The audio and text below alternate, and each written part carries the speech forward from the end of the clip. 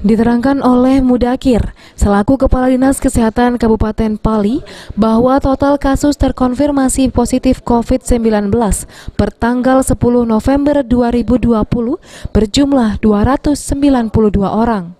Dari angka tersebut, 195 orang selesai pemantauan dinyatakan sembuh, 16 orang meninggal dunia, dan 65 orang masih dalam proses pemantauan. Ditambahkan Mudakir, adapun sebaran 292 kasus positif tersebut dari masyarakat umum dan perkantoran di Kabupaten Pali. Kasus COVID di Kabupaten Penukal Abab Lematang Ilir sampai dengan tanggal 10 November 2020 ini Kabupaten Pali sekarang sudah 292 kasus terkonfirmasi positif.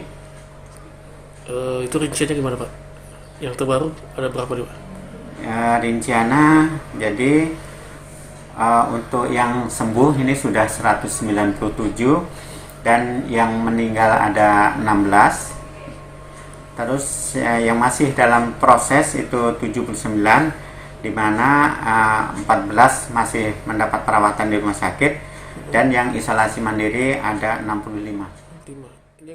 Mudakir mengharapkan masyarakat Pali agar terus menjaga dan menerapkan protokol kesehatan seperti memakai masker, sering cuci tangan, dan menghindari kerumunan.